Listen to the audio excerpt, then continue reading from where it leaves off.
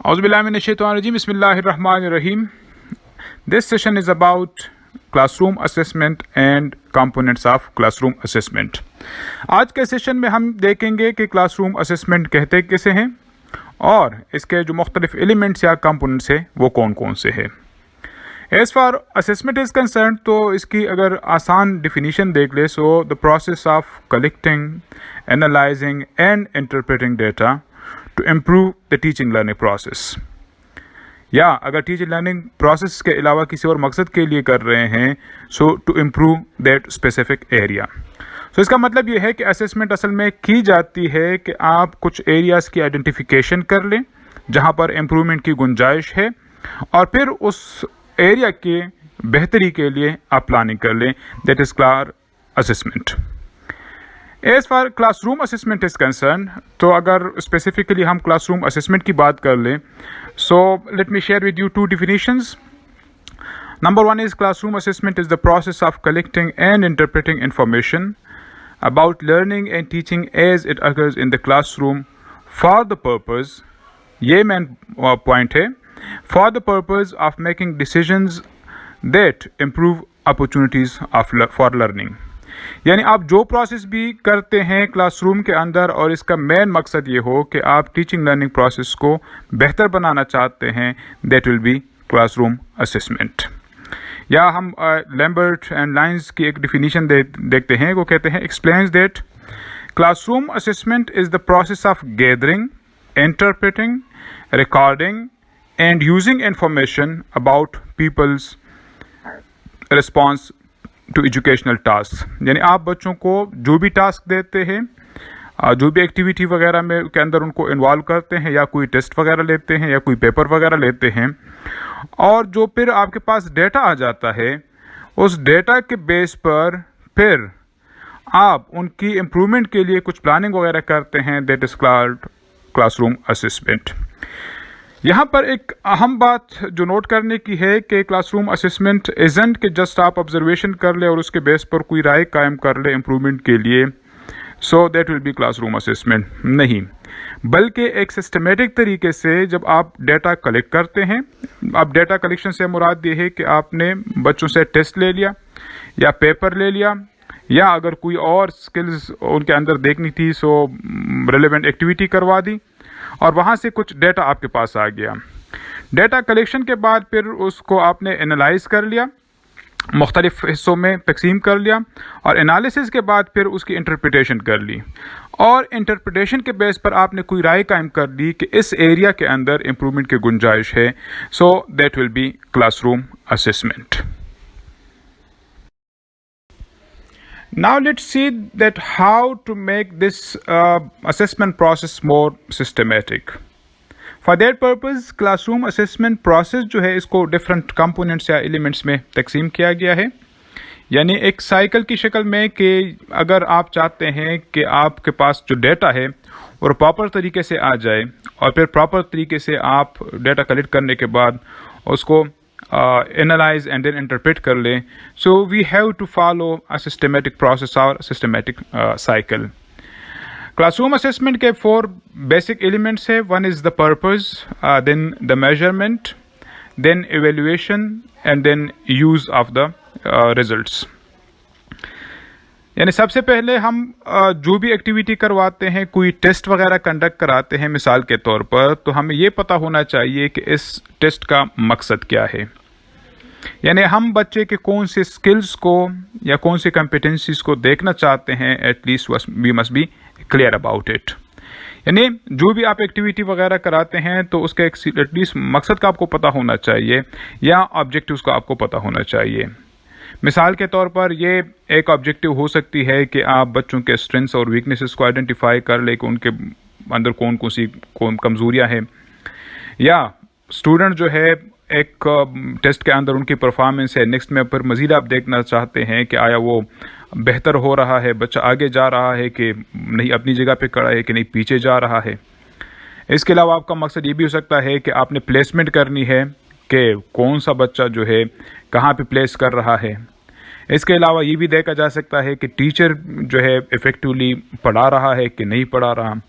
या आपका मकसद ये भी हो सकता है कि इस टेस्ट के बेस पर फिर मैं बच्चों को कुछ फीडबैक वगैरह प्रोवाइड कर लूँ अबाउट देयर प्रोग्रेस, या पेरेंट्स को कुछ फीडबैक वगैरह प्रोवाइड कर लूँ। तो इसका मकसद ये है कि कोई भी टेस्ट डिज़ाइन करने से पहले at least we must be clear about that why are we conducting this assessment.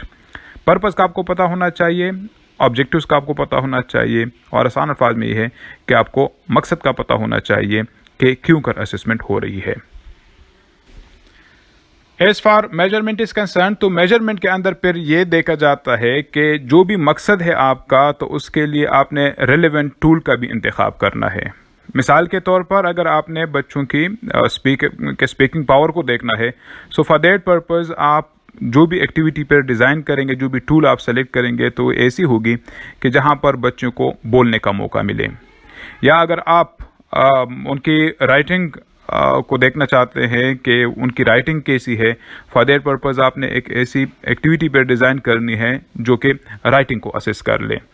यानी मेजरमेंट से मुराद ये है कि आपने फिर प्रॉपर टूल का इंतखाब करना है कि कौन सा टूल बेहतर रहेगा इस ऑब्जेक्टिव के अगेंस्ट, या इस ऑब्जेक्टिव को हासिल करने के लिए वो कौन सा टूल मैं इस्तेमाल कर लूँ। और टूल से मुराद टेस्ट ही है, पेपर ही है, लेकिन आया पेपर पेंसिल टेस्ट बेहतर रहेगा, आया ओरल टेस्ट बेहतर रहेगा, आया किसी एक्टिविटी के अंदर या ग्रुप एक्टिविटी के अंदर बच्चों को इन्वॉल्व कर लूँ तो वो बेहतर रहेगा, या इंडिविजुअल टास्क वगैरह दे दूँ वो बेहतर रहेगा, या होम टास्क वगैरह दे दूँ या होम वर्क वगैरह दे दूँ। सो कौन सी चीज़ बेहतर रहेगी इस ऑब्जेक्टिव को असेस करने के लिए, that is part of the measurement. और यहीं से हमारे पास फिर डेटा आ जाता है, यानी इस टूल के ज़रिए से बच्चे से अगर आप कोई टेस्ट वगैरह लेते हैं तो वो आप उनकी मार्किंग करते हैं, फिर डेटा हमारे पास आ जाता है। इस तरह से बच्चे को अगर आप ऑब्जर्व करते हैं तो कोई टूल आपके पास होगा जो ऑब्जर्वेशन टूल, और फिर आपके पास एट द एंड रिजल्ट आ जाता है कि बच्चे के कौन कौन से एरियाज़ में बेहतरी की गुंजाइश है। सो स्टेज 2 इज़ और step 2 is the measurement. Now the third stage is that of evaluation, कि आपको मकसद का भी पता है और मकसद को असेस करने के लिए आपने रेलेवेंट टूल का भी इस्तेमाल कर लिया और डेटा आपके पास आ गया। अब डेटा की इंटरप्रिटेशन जो है that is the most important one. मिसाल के तौर पर अगर आपके पास मार्क्स आ गए, 60 मार्क्स आ गए, so whether 60 are good marks और वेरी गुड मार्क्स और एक्सेलेंट मार्क्स। इसी तरह से किसी बच्चे ने किसी मखसूस एरिया के अंदर अगर आपने उनकी ऑब्जर्वेशन कर ली किसी एक्टिविटी के अंदर, तो 5 में से 4 इंडिकेटर्स के अगेंस्ट अगर उनकी परफॉर्मेंस अच्छी रही तो आप उसकी अब रेटिंग किस तरह से करेंगे। सो जो क्वालिटेटिव ग्रेडिंग या किसी क्राइटेरिया के अगेंस्ट उनकी हम रैंकिंग करते हैं, that is part of the evaluation and it is the most important stage in the sense कि यहीं से आपको पता चलता है कि स्टूडेंट जो है आगे जा रहा है कि पीछे जा रहा है। अच्छा, let me tell you one thing, अगरचे इस पे बड़ी डिटेल वीडियो मेरी मौजूद है, the difference between assessment and evaluation वगैरह, लेकिन यहाँ पर बता दूँ कि आप क्वांटिटेटिव डेटा को जब क्वालिटेटिवली इंटरप्रेट करते हैं, number 1 we can say that is evaluation. लेकिन ये कोई definite you can say definition नहीं है। आसान अल्फाज में समझा दूँ कि इवेल्युएशन में हम किसी ख़ास क्राइटेरिया या किसी ख़ास परफॉर्मेंस या किसी ख़ास इंडिकेटर्स के अगेंस्ट बच्चों की परफॉर्मेंस को देखते हैं कि इस क्राइटेरिया के अगेंस्ट बच्चा कहाँ पे स्टैंड कर रहा है, इन इंडिकेटर्स के अगेंस्ट बच्चा कहाँ पे स्टैंड कर रहा है।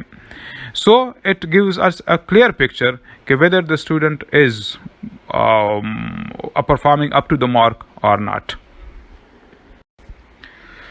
The last stage is the use of the results, यानी चले आपको ऑब्जेक्टिव का भी पता है, आपने टूल्स का भी इस्तेमाल कर लिया, आपने जो डेटा आपके पास मेजरमेंट से आ गया उनकी इंटरप्रिटेशन भी कर ली। Now how to use it more effectively, that is the most important thing. So the last stage is that जो भी डेटा आपके पास आ गया, अब आपने अपनी एक्टिविटीज़ को रीप्लान करना है, अपने अप्रोच को आपने चेंज कर देना है, यानी जो डेटा आपके पास आ गया तो उस ही के बेस पर अब आपने मज़ीद बेहतरी के लिए जो भी इक़दाम उठाने हैं। मिसाल के तौर पर आपने टेस्ट ले लिया और टेस्ट में आपके पास जो रिज़ल्ट है वो आ गया इस तरह से कि मोस्ट ऑफ द स्टूडेंट्स जो आपके उनकी रैंकिंग कर ली या प्लेसमेंट कर ली, सो दे वर जस्ट एवरेज। अब एवरेज के बेस पर आप चीज़ों को छोड़ नहीं सकते, बल्कि अब उसके लिए प्लानिंग आपने करनी है कि how to make them better. Average से गुड और गुड से फिर very good and then excellent की तरफ किस तरह से जाएंगे। एक टीचर के पास मिसाल के तौर पर किसी सब्जेक्ट के अगेंस्ट डेटा आ गया कि वहाँ पर उनके बच्चे कमज़ोर हैं, तो फिर then he has to plan accordingly by using that data.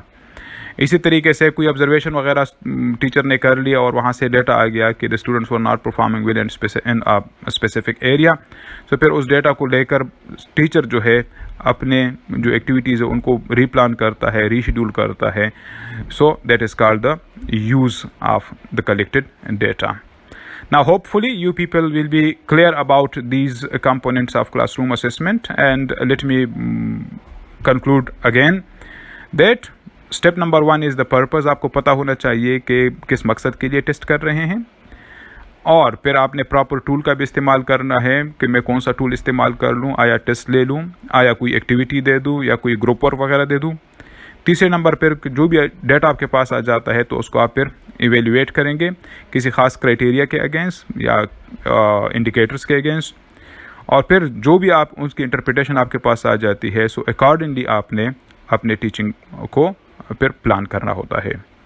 Hopefully now you people will be clear about components of classroom assessment. Thank you so much. अल्लाह हाफिज़।